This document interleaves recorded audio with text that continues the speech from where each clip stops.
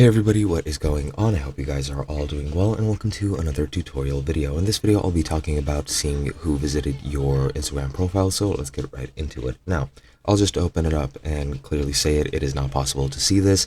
There are a lot of third-party apps on the App Store or Play Store, which do promise that you can see who visited your profile, that you can see who, saved your posts or something like that. It's pretty much not possible. The reason for that is Instagram really takes privacy seriously, so you cannot share that data with other people. There is a certain subset of data that you can share. However, whoever visited your profile is simply invisible. The same goes with who liked your story or who screenshotted your story or your other posts. Pretty much there is no way to see this.